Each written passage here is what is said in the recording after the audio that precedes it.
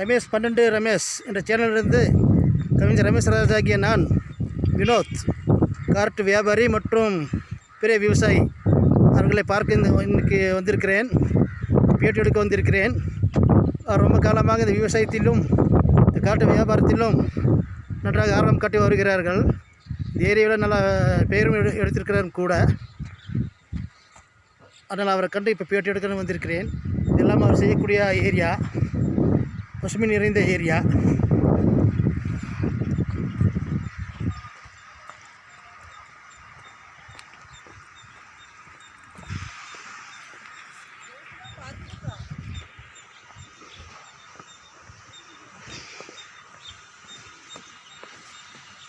ஆமாம், இது ஒரு செழிப்பான ஏரியா.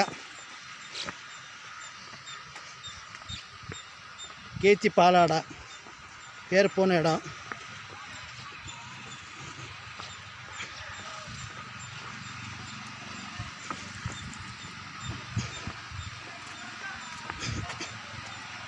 இங்கு 4-5 மாதமாக நல்லா மழை பெய்து கொண்டு தான் இருக்கிறது. பசுமையாக இருக்கிறது. எந்த பிரச்சனையும் இல்லை. விவசாயம் செய்பவர்கள் நன்றாக இருக்கிறார்கள். மிக்க மகிழ்ச்சி.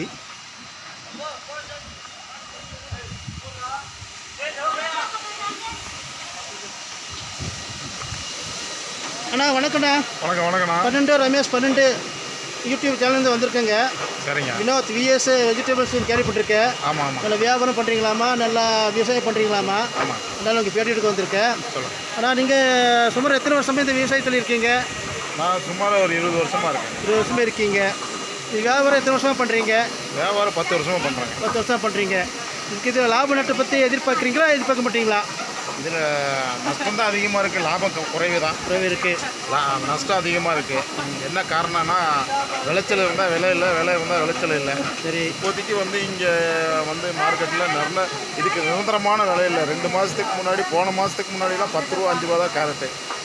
அப்போது விவசாயத்துக்கும் லாஸ் தான், வியாபாரிக்கும் லாஸ் தான். யாருக்குமே ஒன்றும் லாபம் இல்லை. இப்போ 50 ரூபா கேரட்டு விற்கிது.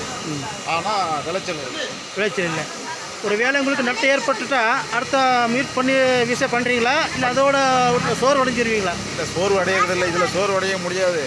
இதில் மண்ணை நம்பி பொண்ணை போட்டிருக்கோம், நம்ம எடுத்து தான் ஆகணும். சரி. அதனால் இது சோர்வு அடைய முடியாது. ஒரு வியாபாரம், ஒரு விவசாய லாபம் இருக்கும், ஒரு விவசாய நஷ்டம் இருக்கும். அதெல்லாம் அனுசரித்து தான் தொழில் பண்ணிகிட்டு இருக்கோம். அப்படிங்க. சரிங்க. இங்கே ரமேஷ் 12 ரமேஷ் இருந்து சார்பாக நான் உங்களுக்கு கேட்டுக்கிறது என்னென்னா, மேலும் வளரணும், விவசாயத்தை பெருக்கணும், வியாபாரத்தை இன்னும் பெருக்கணும், உங்களால் கொஞ்சம் பேருக்கு வேலை கொடுக்கணும் அப்படின்னு கேட்டுக்கிறோம். நீங்கள் எங்கள் சேனலுக்கு என்ன சொல்கிறீங்க? இந்த சேனலை மேலும் வளர்ந்து மறுபடியும் நிறையா பேர் பார்த்து இந்த சேனலுக்கு வாழ்த்து தெரிவிக்கணும். அதிகப்படியான இதுக்கு வியூவர்ஸ் வரணும்னு நான் வேண்டி கேட்டுக்கொள்கிறேன். சரி, நன்றி, வணக்கம். சரி, பார்த்துக்கலாம்.